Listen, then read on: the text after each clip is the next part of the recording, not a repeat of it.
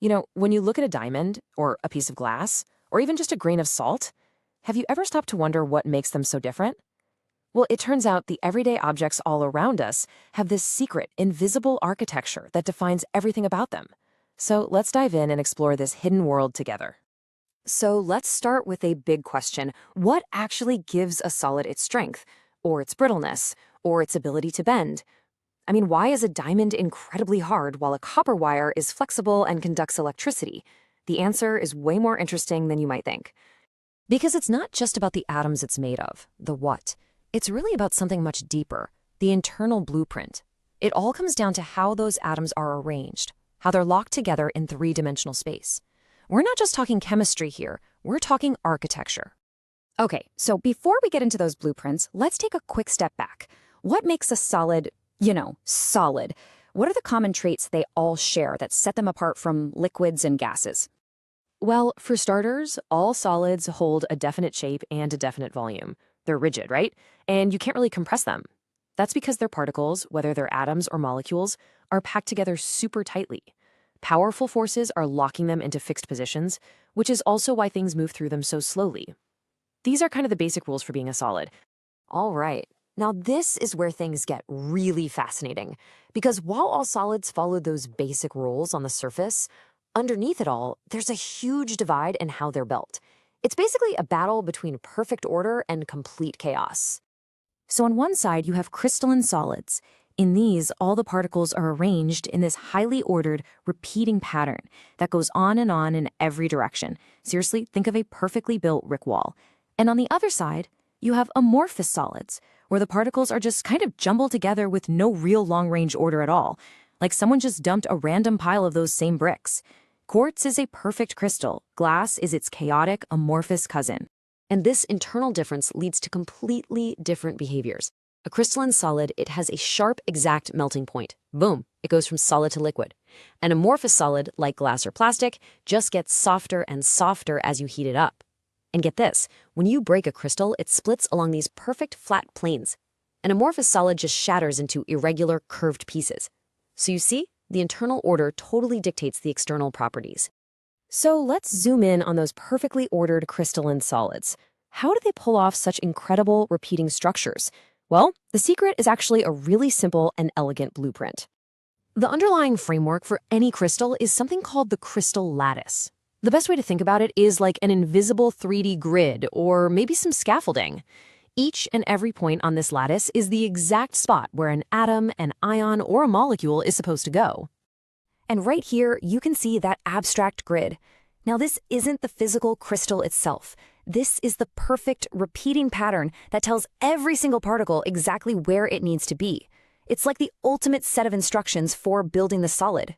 Okay, so if the lattice is the entire blueprint, what's the most basic building block? That, my friends, is the unit cell. It's the smallest little piece that has the whole symmetry of the crystal. It's like one single tile in a huge mosaic, or one Lego brick in a massive castle. And this visual just highlights that idea perfectly.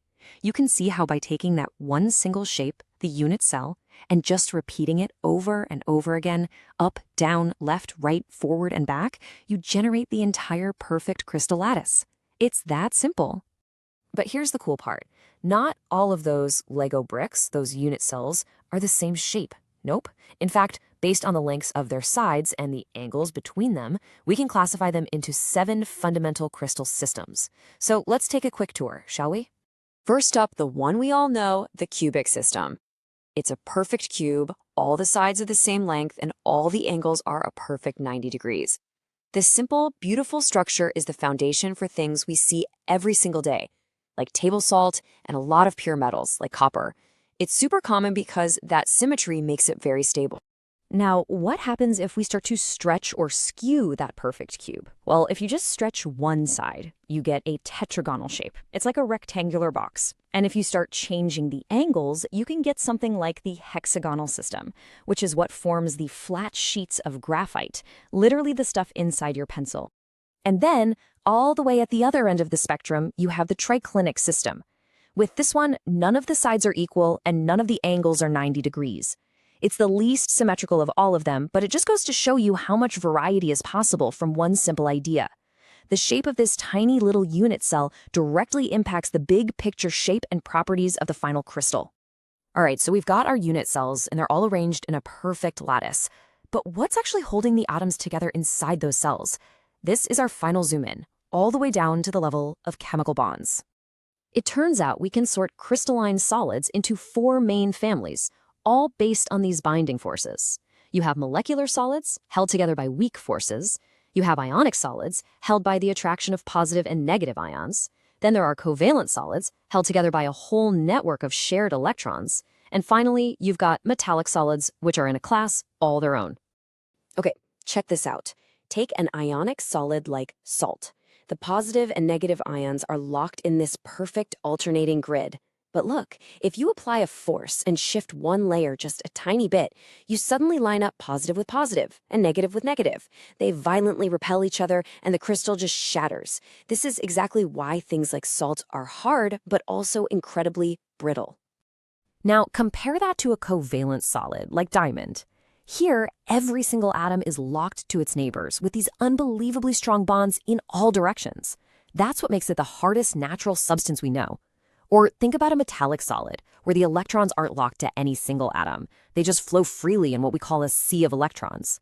And that sea is what lets metals bend without breaking and conduct electricity so incredibly well. And this right here, this table, is where it all comes together. You can draw a straight line from the type of particle and the force binding it directly to the properties of the final material. Weak forces in molecular solids, you get soft materials. That rigid, powerful network of covalent bonds, you get super hard substances. It's so clear. The architecture really is everything. So we've seen that a solid's entire character, its strength, its brittleness, its conductivity, it's all defined by this hidden internal architecture. And that leaves us with one final, really fascinating question. If we can truly understand and, more importantly, learn to control that architecture at the atomic level, what incredible new materials could we design and build tomorrow?